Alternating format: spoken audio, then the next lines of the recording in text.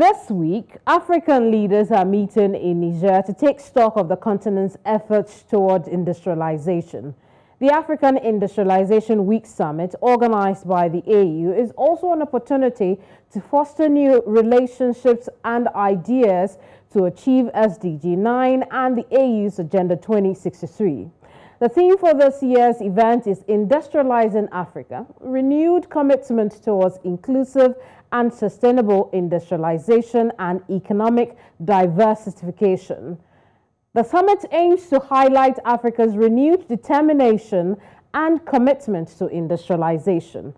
Organizers also hope to rally desired political momentum, resources, partnerships, and alliances towards an Africa industrialization drive against the backdrop of the interdependence of industrialization and the Continental Free Trade Agreement.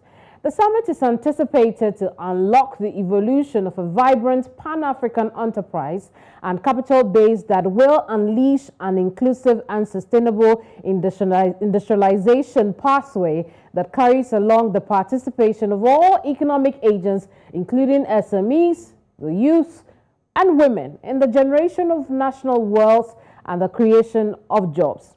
So on the program today, we'll look at the progress and what else needs to be done as Africa's third industrialization decade nears its end. You're welcome to Village Square Africa. I'm Keminni Amanor. Joining us via Zoom are Gbolahan Olojede.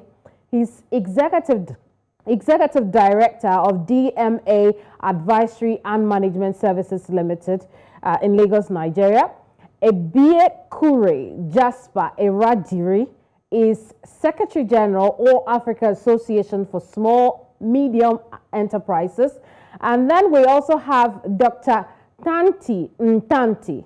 He's Senior Finance Lecturer at the Graduate School of Business, University of Cape Town, South Africa. Gentlemen, you're welcome to the square. Thank you. It's nice to be here. Great. Now, let's start off with reflecting over the last decade and how far the continent has come as far as its industrialization goal is concerned. I'd like to hear your thoughts, Gbolahan. Okay. Over the last decade, in my opinion, not much progress has been made towards industrialization. However, the African Trade Agreement appears to be probably the largest project in this direction, because we're talking of Africa here, a 1.4 billion size market, and part of industrialization is also the market. When you industrialize and you start to be able to say produce, add value to products and produce mass, you need the market. So being able to trade within Africa, the intra-Africa trade, being able to unleash the potential of 1.4 billion people is something that ACTA has come into that space to help to establish, to set a tone for that. However, a lot of the things that will feed that market are still at infancy. So most of the, as of today, a lot of what Africa consumes, whether in capital or non-capital goods, are imported.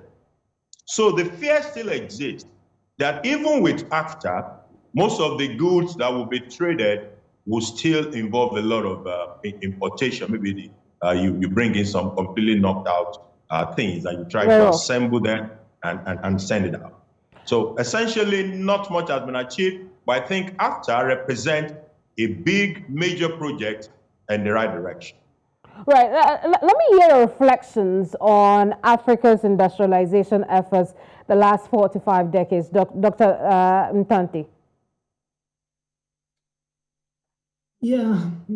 Good afternoon. It's been fairly slow. So generally, when we look at industrialization, we're looking at what we call structural transformation. So moving away from primary industries, moving towards the manufacturing sector initially. and then later towards more your high value services, right? So what we've seen in Africa, is mainly a shift from primary industries to low value services in the cities. So what you'd call a transition basically from the farm to the shanty town. We haven't seen that transition yet from the farm to the factory. But interestingly, we're seeing some dynamics in East Africa where there seems to be some transition from what you'd call the farm or the shanty town to higher value services with the boom in the ICC sector in that area. Yeah. But I would say overall the picture is mixed. Our main driver of growth on the continent, it's still your primary industries, mining and agriculture. And our economies tend to move with the commodity cycle. Very well, Doc. I just want to say that if you could speak up a bit more for us, we can hear you clearer. But Gbolahan, I'll come to you now. You've mentioned some of the one of the underlying problems as being importation. You know, not adding value to our own produce or not manufacturing enough. Let's talk about some of these other underlying problems. What are some of the other challenges that have affected Africa's ability to industrialize? Okay, a critical part of that is infrastructure. A key infrastructure out there is power. You take, say, Nigeria, for example, which is the most populous African country, but Nigeria has not even been able to deliver 5 megawatts of energy to consumers. We're talking of domestic household kind of consumers now. We're not even talking about the industries at all. So when you have those kind of situations, you need to fix the underlying issues before you can actually industrialize. Apart from the issues of power, there is the connectivity within Africa. I used to have a business partner who was representing his country in Africa. I was the Africa representative. And he told me that he would rather sit in Paris and oversee Africa than to sit in any part of Africa. Because from Paris on a daily basis, he can get to any part of Africa. But he could not say the same if he had to sit in any other part of Africa. He wasn't guaranteed that he would be able to, you know, get a flight and move around. Even the roads, the rails that are supposed to facilitate trade, you need to move things from where they are produced to where they are consumed. Within African countries and among the African countries, all these infrastructures are either not there or extremely poor. While it is possible to go by road across Europe, to enter most of the countries in Europe on the road, this connectivity in Africa is extremely poor. So from road infrastructure, rail, even flight, to the mega issues of power, Africa has not done very well in all this. Not to talk of research, which is a critical part of industrialization. Very well. So, gentlemen, let's just welcome Jasper. Jasper is just joining our conversation via phone.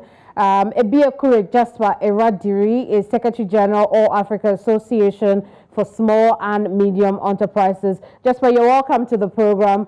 We started a conversation already, but give us the MSME's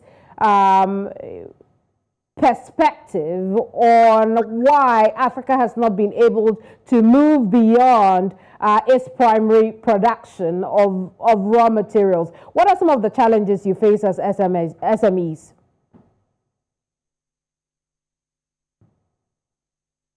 Hello, Jasper, can you hear me? I do not believe Jasper can hear me. We will work on that connection with Jasper and bring him back on. But Doc, I'll come to you. What are some of the external factors that have also affected the continent's ability to progress in its industrialization efforts? Major issue with Africa is that the surplus we generate from primary industries, so from agriculture and mining, tends to be externalized, right? Either a lot of, like Africa has a lot of mineral resources, but you hardly have a large mining company that is African owned, right? So a lot of our mineral resources are owned by Europeans, and a lot of the surplus that comes from there in turn tends to be externalized, either directly through payments of profits and dividends, to some degree through capital flights, some of the largest exporters of capital. So in turn, the capital we would need to invest in infrastructure, as the previous speaker has highlighted, infrastructure is not necessarily there. We replace that long-term capital coming from primary industries with more or less short-term loans, largely from the West, increasingly from Asia, that are not really suitable for funding long-term infrastructure development. So I think externally, that is part of the problem. Very well. So I heard you talk about loans, and if I heard correctly, let's talk about financing of Africa's growth. We see individual efforts at the country level, but we cannot see any efforts at the continental level. So I want us to talk about financing this growth. How do we go about that, Gbolahan? Well, for private investors, for example, they look to being able to see through their investment. So they are not driven by the fact that Africa desire to develop. That is not the primary motive for them. The primary motive for an investor is that when I put in an investment, it will yield the desired return. Incidentally, Africa is a fertile ground for that, but for a few nuts and bolts that are not in place. And for as long as that investor is unable to see through how he will be able to recover his principal and make some returns on it, we're going to have major challenges. That is why a lot of the financing that is coming into Africa, especially for developmental purposes, are also from the developmental agency. This comes with some baggage of its own.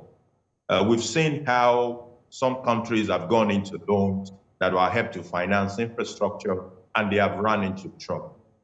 Now, to be able to attract more private-driven investment into Africa to support the Agenda 2063 that we are talking about, Africa must do a lot more in terms of issues of transparency that makes an investor be able to see through his investment. Issues around sanctity of contracts, that if I bring my money here, there will not be a wrong law that will deny me the ability to take my money or return when it is time to do that. So there are also issues of government transition.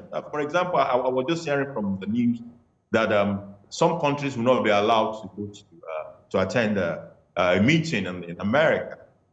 Why? If you look at those countries, you see issues around government, and these are things that will not encourage private investors. So in countries like Mali, like Guinea, where someone has been president for maybe like 40 years, is already an 80-year-old man, and is still contesting to be president. So these are things that do not offer comfort for private investors. For developmental agencies and funders, we will continue to see them. They are able to navigate their own pathway better. But there are issues also about whether the international, I don't know whether it's appropriate to put this in the way it comes across to me, whether the people that are primarily supply your market for ages actually want to be cut off and for you to become the one that will now supply your market by yourself. Is it in their interest? Will they with their whole heart, actually support those kind of initiatives. For Africa must begin to also think that we must look a little bit inwards, even as we court the international community of finance.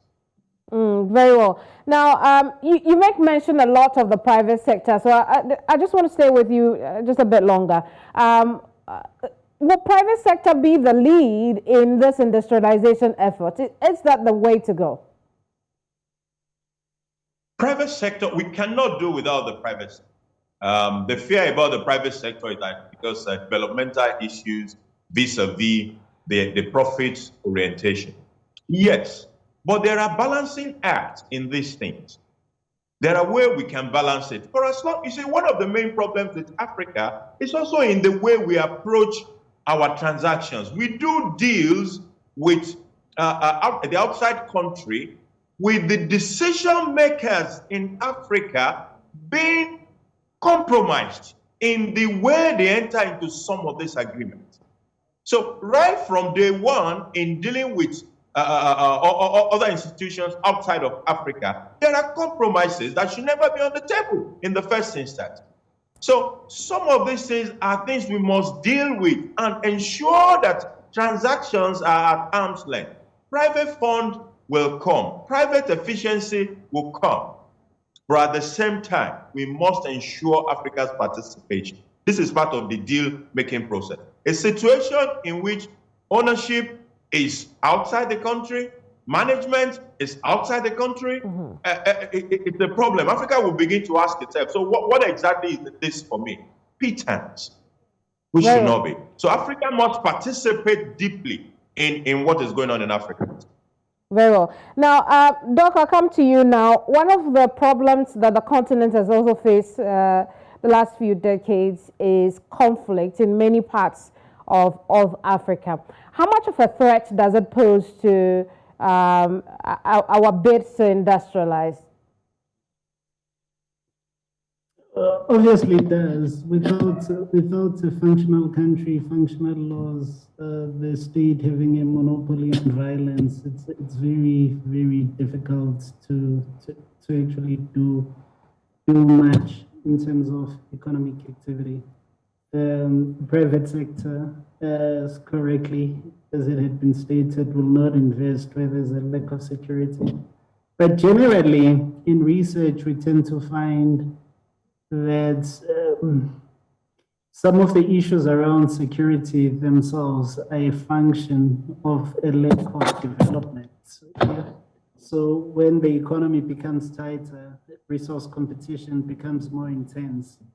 Where there is weak governance, it ends up in sometimes civil war.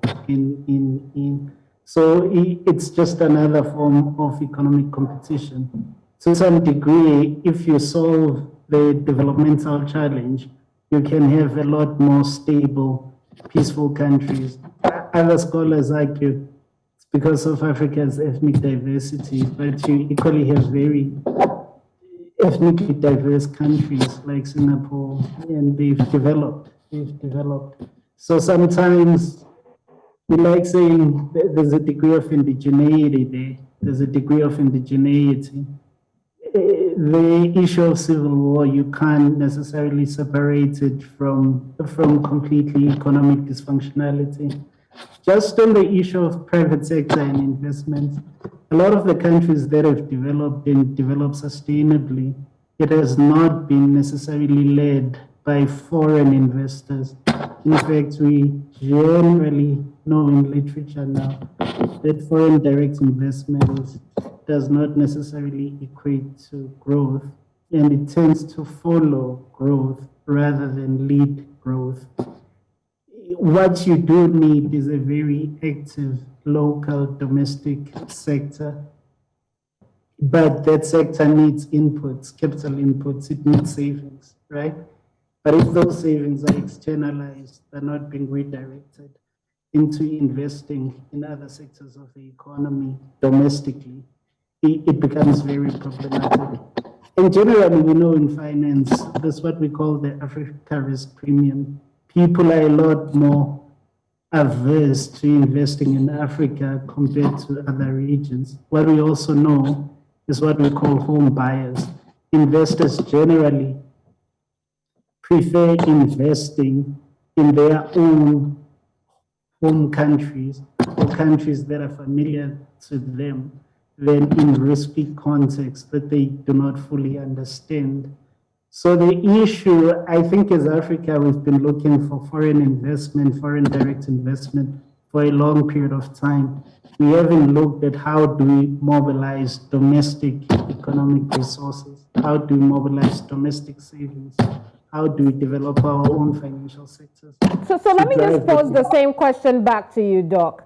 Where are the opportunities as far as domestic mobilization is concerned? Where can African governments find those opportunities? Number one is to build up their financial sectors. Number two is to limit the extent of capital flights and the flights of capital out of the country. So to recycle, like China and the East Asians, we're able to recycle the surplus from agriculture into manufacturing, right? Africa, we're not able to recycle the surplus from agriculture or from mining into manufacturing or into other sectors.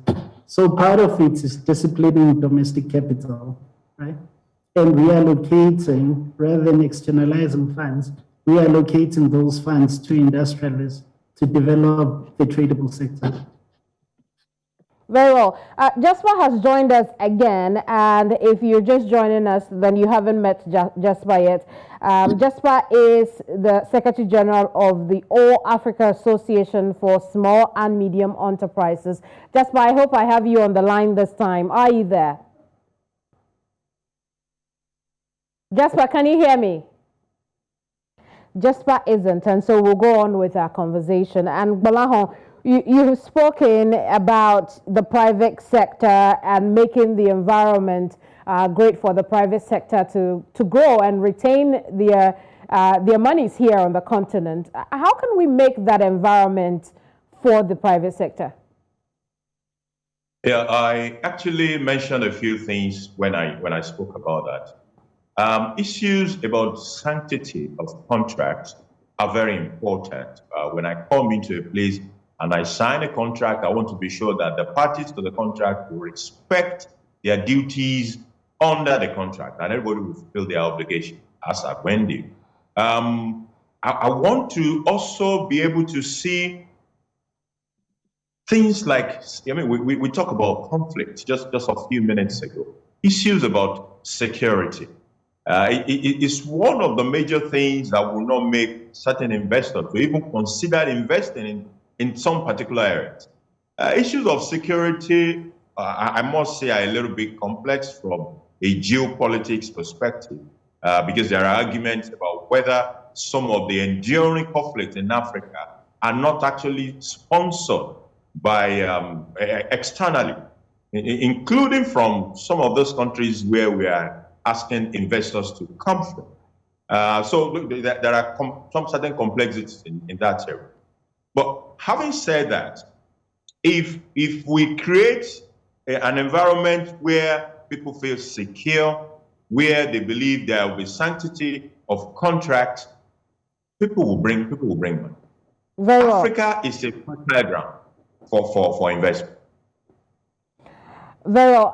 Doc, I want us to talk about the role of MSMEs on women and youth on the back of ownership, because if we are to own the industrialization, then we need to work on those businesses that create the value chain, leverage on those businesses. So how can we empower MSMEs, women and youth on the continent to be able to take charge of that? I think a lot of it is through education, through research and development, quite a bit to assist their businesses, be it in farming or in whatever area. I think as you increase the knowledge intensity in their businesses, they will be more competitive. The other major part is what we've generally found on the continent is that SMEs in general, in particular women-owned SMEs and youth-owned SMEs, a credit ration. The financial system doesn't get the money to them, right? Which is why I was saying part of what we need to do on the continent is develop financial systems that can allocate the capital that is there a little bit more productively. A lot of those SMME businesses just, besides lacking in certain areas and lacking in terms of capacity, and naturally a small company will lack in some area or another, but one of the most crucial issues is they just lack access to funding. And our financial systems are generally not optimal in allocating capital. And we need a lot of reform in those areas. So African financial systems, virtually in every country, are pretty suboptimal. And that's what we've largely found in research, that besides issues of tertiary education, besides issues of infrastructure, one of the major issues that is hindering the structural transformation in Africa is basically a dysfunctional financial system. We'll talk a bit more about that dysfunctional financial system when we look at interconnectedness. But Gbolahan, I want you to touch on human resource capacity on the continent. We live in a time where a lot of our young people are going abroad because, for obvious reasons. How should we begin to view our human resource capacity on the continent?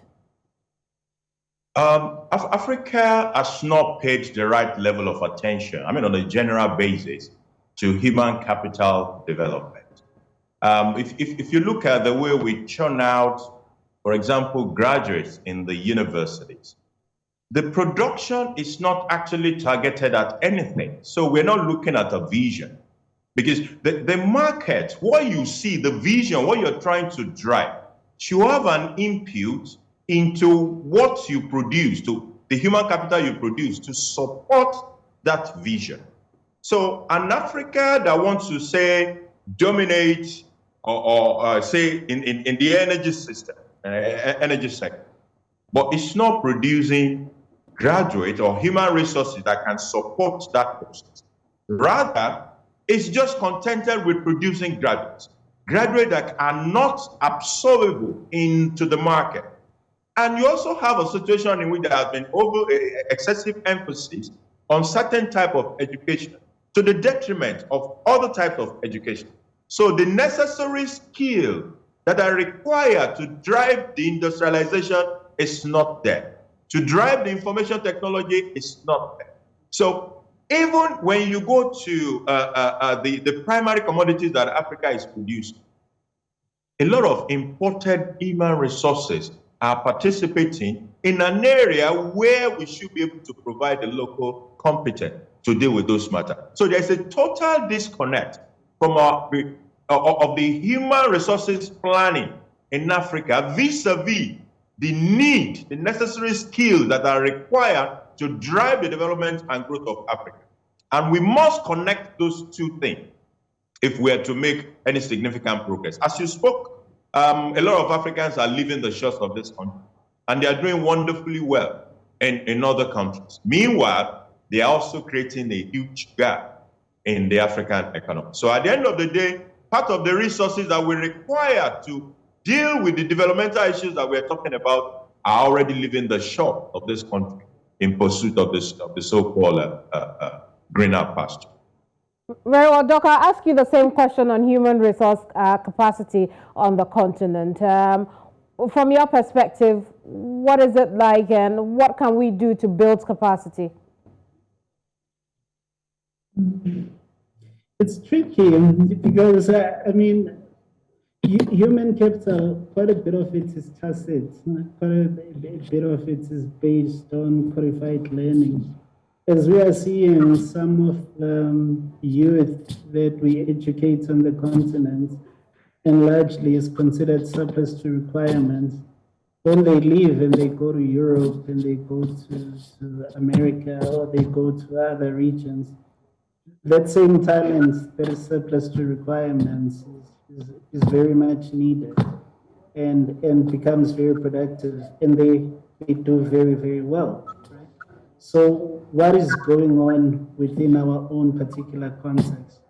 Part of it, like we've seen in South Africa here, we produce quite a number of engineering graduates, and a lot of them end up leaving because there has not been a lot of investment anymore in R&D.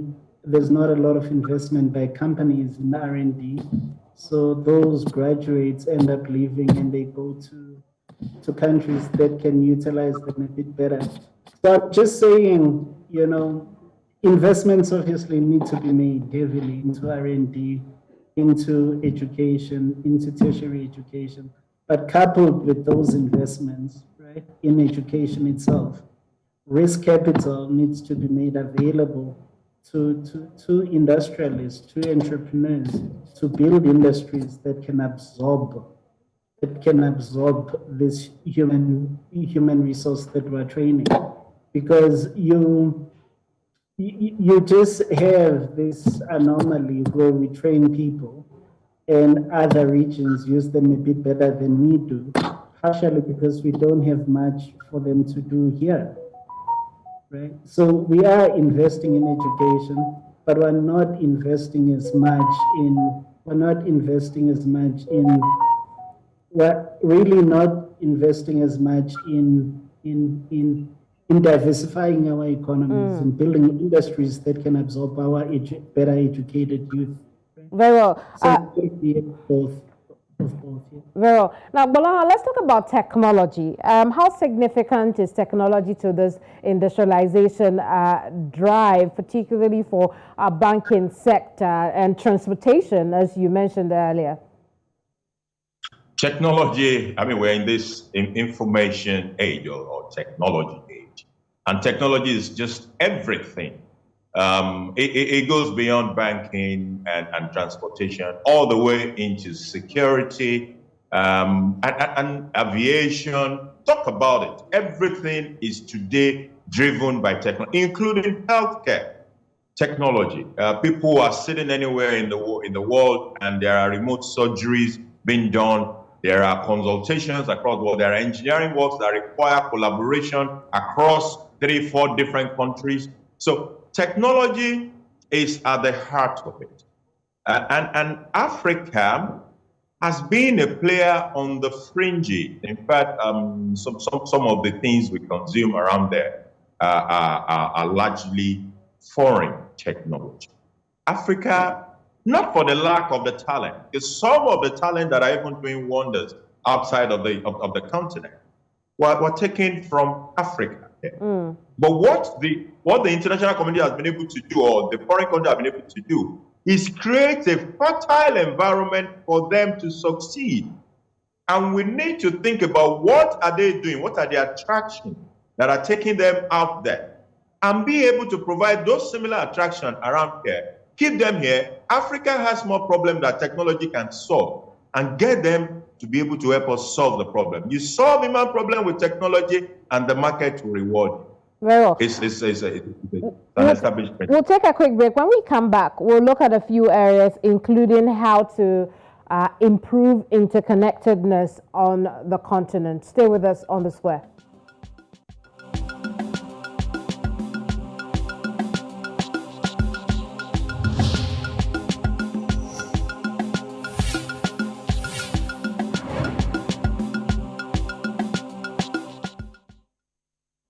Welcome back to The Square. We are discussing the industrial growth of Africa. Still with me are Gbolahan and Dr. Mthanti.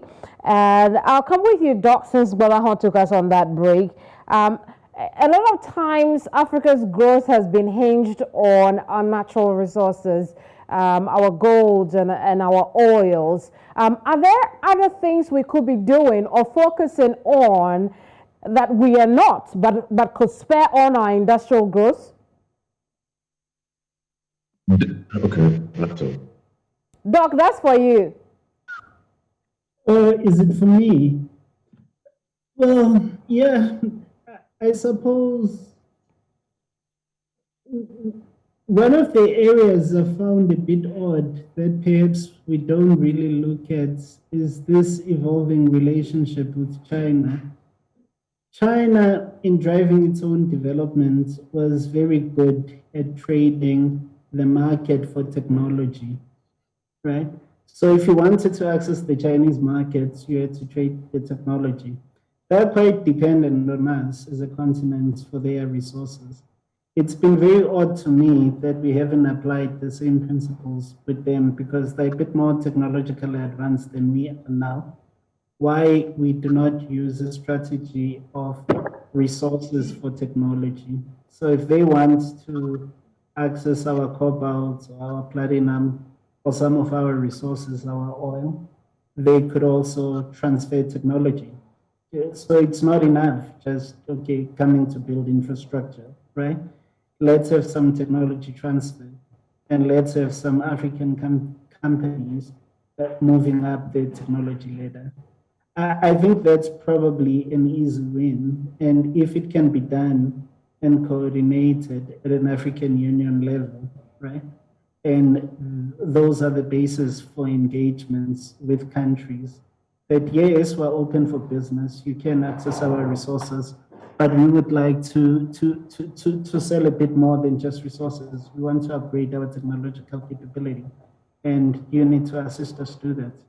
Very well. Gbolahan, what would be your view on the issue of diversification of our economies? One of the major problems that Africa is facing is the mono product kind of a situation in which we just rely on some primary commodities.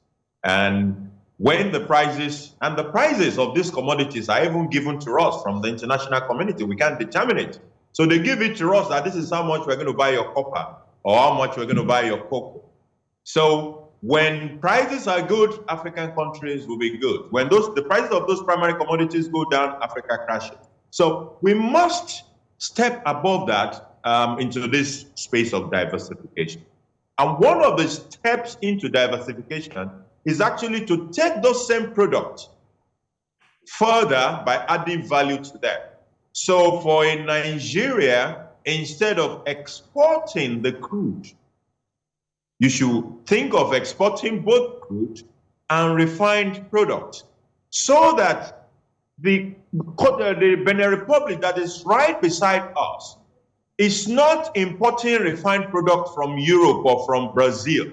When there is a Nigeria that it shares borders with that can provide those same items. So we must add value. Number two is in the space of human capital. Africa has not looked at human capital from the perspective of being exportable.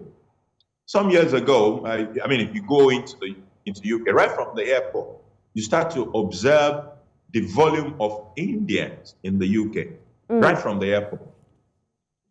And the corner shops, all the corner shops are right there. You see an Indian man and an Iranian man. Those are some form of export, and they are in human resources terms. India did the same into America massively. But those same investment yielded a lot of goods for India. Today, India is technologically sophisticated, and we know that. Very well. Gentlemen, we have to wrap up on the program now. So, Doc, I'll give you the last word on this one. How can bigger economies like Nigeria, like South Africa, like Ethiopia carry along those that are smaller if indeed the continent is to grow as a whole? What would you say? Major issue, I think Nigeria and West Africa, South Africa and Southern Africa is to drive infrastructure investments, drive that connectivity, drive investment in rail, road, make it easier to go through borders, etc. Particularly to take advantage, because some of the smaller landlocked countries really struggle with getting their goods to the coast, and they really struggle to access other markets. So I think some of those bigger regional countries, they've got development banks. They can drive infrastructure development and the integration of the sub-regions into broader economic activity. Yeah. Indeed. Thank you so much for your time, Gbolahan and Dr. Mthanti. I do appreciate your time here with us on the square, but this is where our conversation ends today. Hopefully, we can catch up again in the future. But you at home also, thank you so much for watching us wherever you are right now. My name is Keminni Amanor. I'll see you same time next week. Bye-bye.